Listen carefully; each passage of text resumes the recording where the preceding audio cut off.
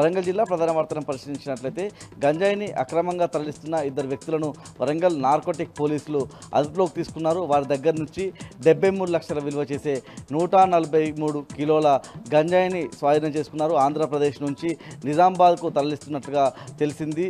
వారిద్దరిని కూడా రిమాండ్కు తరలించారు. హన్మకొండ జిల్లా ప్రధాన వార్తలను పరిశీలించినట్లయితే మేడే పురస్కరించుకొని హన్మకొండ జిల్లా కేంద్రంలో పలు కార్యక్రమాల్లో కార్మిక సంఘాలతో కలిసి ప్రభుత్వ మాజీ చీఫ్ విప్ దాసే వినయ్ భాస్కర్ పాల్గొన్నారు.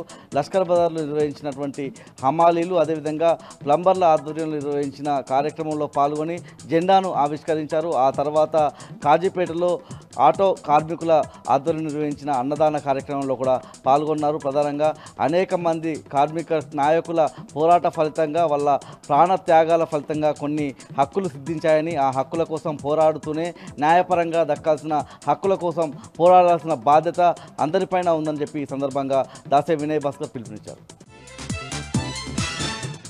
జనగామ జిల్లా ప్రధాన వార్తలను పరిశీలించినట్లయితే పాలకుర్తి మండల కేంద్రంలో మేడే కోసం సిద్ధం చేసినటువంటి జెండా గద్దెను కొంతమంది కాంగ్రెస్ నాయకులు కూల్చివేశారు. ఈ అంశం పట్ల వామపక్ష నాయకులంతా కూడా మండిపడ్డ సందర్భం కనిపిస్తూ ఉంది. ప్రభుత్వం వెంటనే జెండా గద్దెను కూల్చివేసినటువంటి కాంగ్రెస్ నాయకులపై చర్యలు తీసుకోవాలని వాళ్ళంతా కూడా డిమాండ్ చేశారు.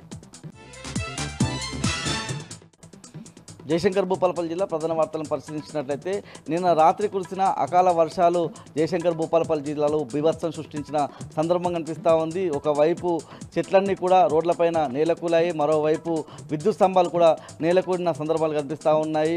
పలు ఇళ్లకు సంబంధించిన రేకులు కూడా కొట్టుకుపోయాయి. పంటలు కూడా ఇటు మామిడి పంట కావచ్చు, వరి పంట కూడా తీవ్రంగా డ్యామేజ్ అయిన సందర్భం కనిపిస్తూ ఉంది. ఏదైతే ఐకేపీ సెంటర్లలో ఆరబోసుకున్న ధాన్యం కూడా పూర్తిగా తడిచిపోయిన సందర్భం కనిపిస్తూ ఉంది. మరోవైపు ఏదైతే జయశంకర్ భూపాలపల్లి జిల్లాకు సంబంధించి నష్టపోయినటువంటి ప్రాంతాలను మాజీ ఎమ్మెల్యే గండ్ర వెంకటరమణారెడ్డి పరిశీలించారు. ప్రధానంగా ఐకేపీ సెంటర్లకు వెళ్ళి అక్కడ ఉన్నటువంటి తడిచిన ధాన్యాన్ని ఆయన పరిశీలించడంతో పాటు జిల్లా కలెక్టర్ రాహుల్ శర్మకు ఏదైతే తడిచిపోయిన ధాన్యం కావచ్చు, ఇతర అకాల వర్షాలతో నష్టపోయినటువంటి అంశాలను కలెక్టర్ దృష్టికి తీసుకువెళ్లిన సందర్భం కనిపిస్తూ ఉంది. ముఖ్యంగా ఐకేపీ సెంటర్లలో 11 రోజుల నుంచి ధాన్యాన్ని ఆరబోసుకున్న ప్రభుత్వం కనీసం పట్టించుకోవడం లేదని ఈ సందర్భంగా గండ్ర వెంకటరమణారెడ్డి ఆగ్రహం వ్యక్తం చేశారు.